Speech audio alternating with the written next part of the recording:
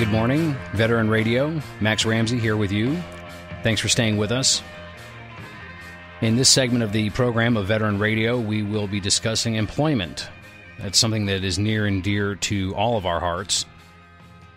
Employment is not just a veteran's concern, but there are some unique factors that affect the employability of a veteran, especially those that are recently separated from the service. And so we will be discussing some of the issues that the veteran has to contend with and some ideal solutions to confront and overcome these obstacles. Some of the things that people don't necessarily know about with that a veteran has to contend with when they separate from the service and they try to get back into the private sector again is inconsistent or uncertain skill mapping from what the work that veteran did while they were in the service. And this applies to all generation of vets, whether you were Vietnam, Korea, Gulf War, Operation Iraqi Freedom, or Enduring Freedom in Afghanistan. All of these are issues that we've contended with over the generations. Other concerns that hiring enterprises have are concerns over the health of the veteran and whether or not they're going to be inheriting the issues that veteran might be contending with coming out of a lot of rotations overseas in a combat environment. And then there's also competition with the private sector as well. And, the reality is that while it is emotionally good feeling to reach out and hire that veteran because it is the emotional good thing to do and it feels right to do it, the business does not have such hindrances. The business does not care about the emotional appeal of doing something because it feels good. For a small business owner or even a large business owner or even a corporate executive who has his shareholders to answer to, they have to be concerned with the bottom line of what it costs to hire, maintain, and groom employees to be functional members of their enterprise. And so when you're confronted with, do I hire this guy fresh out of the service or do I hire this guy with many years of experience in the private sector doing the same type of work over and over again? You'd come up with a valid competition issue as well. So one of the things that I've been discussing with folks on and off over the past several weeks, and my guest for this segment and I will be discussing, is entrepreneurship. And I believe that this holds the potential to be a real silver bullet for many veterans of all generations. It doesn't matter which war you fought in or even if you're a peacetime veteran. There are some intrinsic skill sets that we as veterans and our communities and our families know this as well, that make us uniquely situated for starting and running our own enterprise, which can be of service to the community at large, other companies, or even the government to a certain extent. So with me today from the Association of Veteran Entrepreneurs from Colorado, I have Dan McCoy. Good morning, Dan. Thank you for joining us. Hi, Max. Thanks for having me. So let's get a little bit of background about you. You are a veteran yourself. Tell us where you served, what you did, what your rank was, all the goodies. I served in the Air Force for 8 years, and during that time, 2 deployments. I separated as a staff sergeant. I did communications, and when I came out, I realized that I had no professional network. And that's why we started the association, because once you separate, your network is gone. It's essentially fallen away, and it's time to start over. Okay, so the issue and that's something that I noticed too. When you leave, you're suddenly unconnected. You're in unfamiliar territory, even though you may have returned home to your family and your friends or your childhood neighborhood. Things are in fact different. You have changed as an individual. Your family might observe those changes as well. So talk a little bit about what you did immediately following your separation and share a little bit about the spark that created this idea to start this association and give us a broad stroke about the mission of the association for veteran entrepreneurs. Well, when I separated from the military, like I said, I quickly realized that I had no network. I had no personal or professional network. And that's a problem that veterans experience all the time when they separate from the military. Every single one of them, almost to a T, experiences the same thing when they go through this. You're either moving back home to somewhere you haven't been for years and years, or you are now living in a city where you've been recently transferred. So it's not like you went to high school here, or it's not like you have a professional network here and you've been building your organization here. Whereas your peers who were not in the military, they were out building those connections and building their professional network, and your network was all inside of whatever branch you served with. So at the end of my Air Force career, we had a 1-week transition assistance program, and I was very grateful. They taught us some very useful things about job interviewing and how to write a resume and how to present yourself. But 1 week is not enough. 2 weeks later, I separated from the Air Force, and I immediately realized that where before I was working with a team who talked like me and thought like me, and I had a support network around me, suddenly I realized I was out.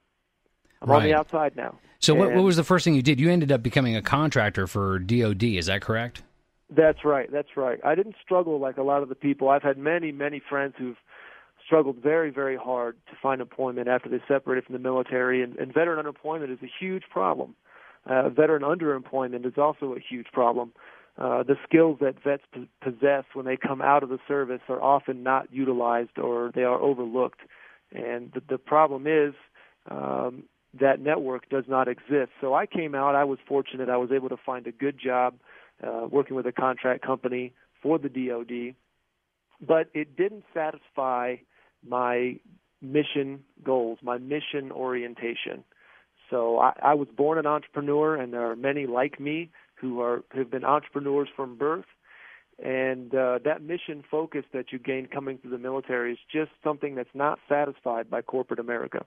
So what is the so we have the Association of Veteran Entrepreneurs. The website for that is trepvets.com. That's TREP vets.com. TREP meaning kind of a abbreviation of entrepreneur, because I'm not going to ask anybody to spell that word. I get it wrong every time, and if it weren't for spell check, I would still get it wrong every time. So the website is trepvets.com.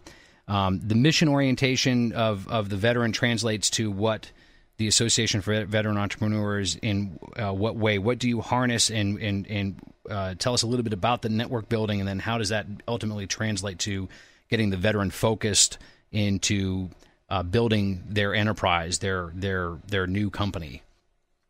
Well, there are a lot of different networks that veterans can plug into when they separate. You've got the SBA and the SBDC and numerous other veteran support organizations.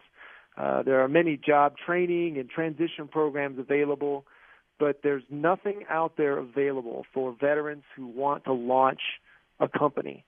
Small businesses are very, very important to our economy, and we don't want to minimize that, but we feel that there is an ample support network.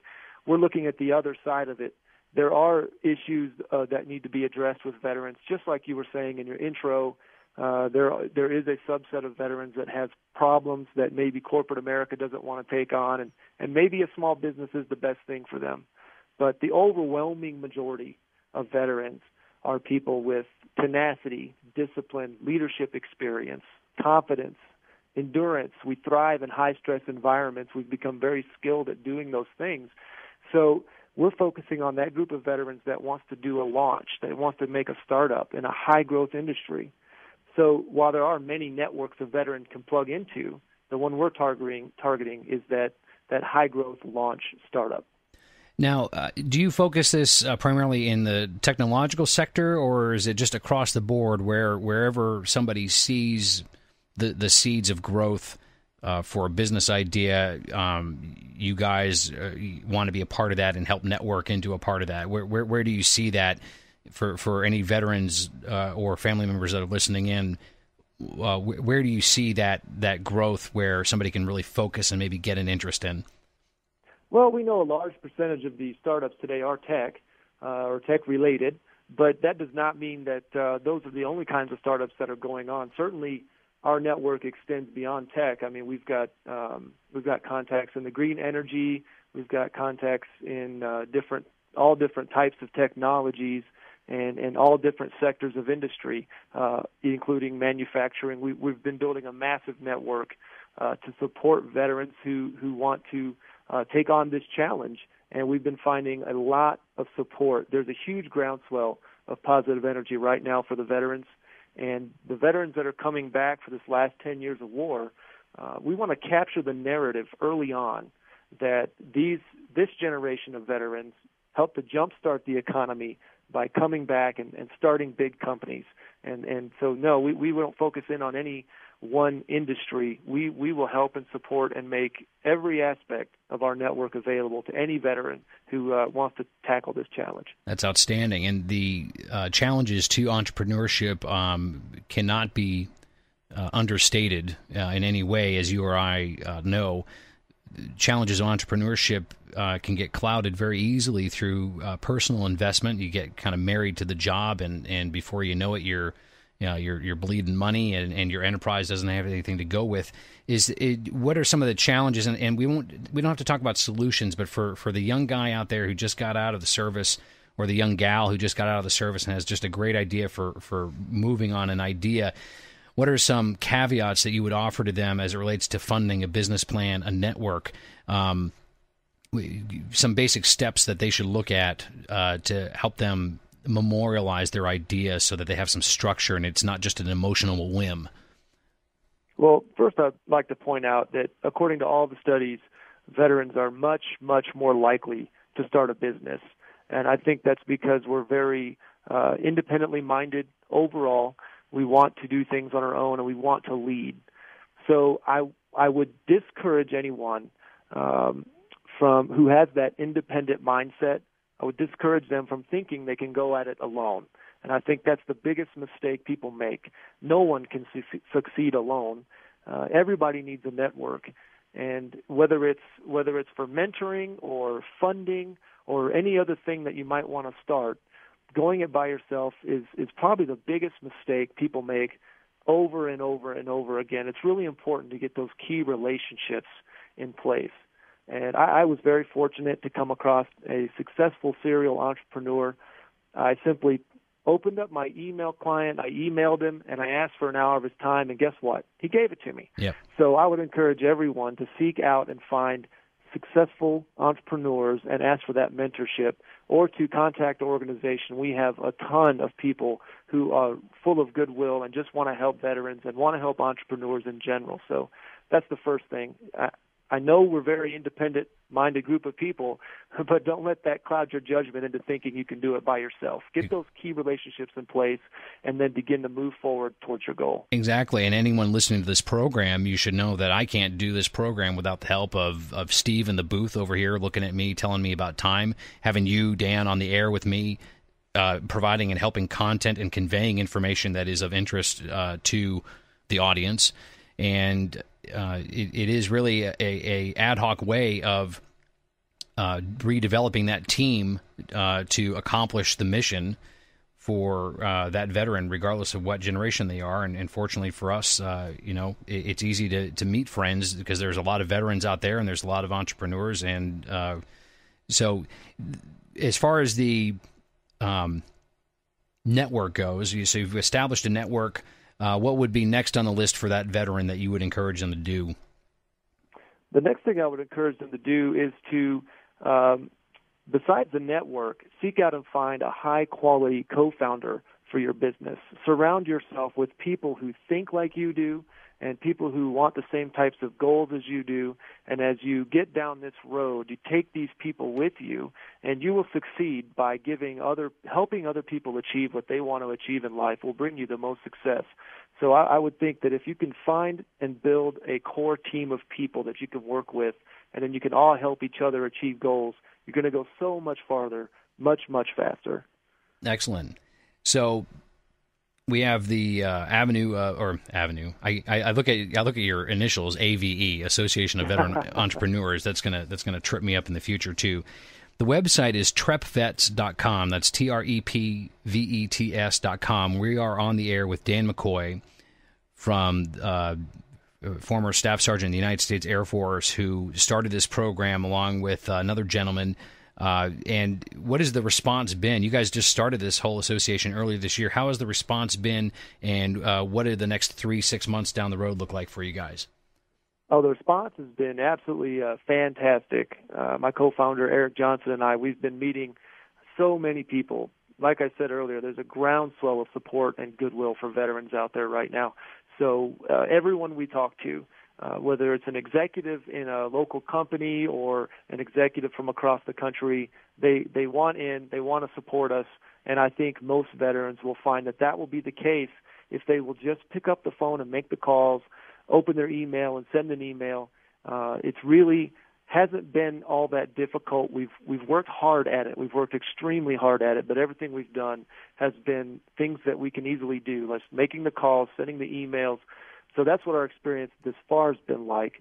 Coming up on the horizon, the first thing we have an event coming up April 17th here in Denver to answer the question, why are veterans excellent entrepreneurs? And our keynote speaker is on the Forbes list of people to watch. He's the CEO of Thundercat Technologies. He is a special ops soldier, West Point graduate, and he was shot by a sniper in Iraq just a couple years ago. And his company is doing hundreds of millions in revenue now, and he's a great success story. And those veterans are all over the place. So he's coming to be our keynote speaker. The number two. What's the date on that, Dan? That's April 17th. And that's happening in Denver?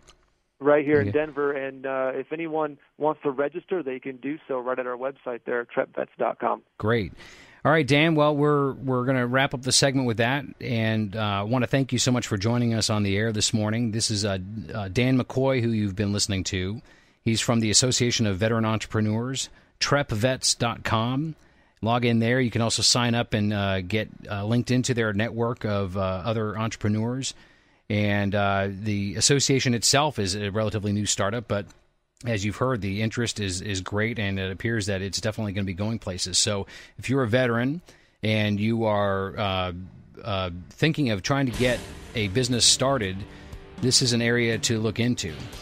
Dan McCoy, thanks so much for joining us this morning. Hey, thank you, Max. Great.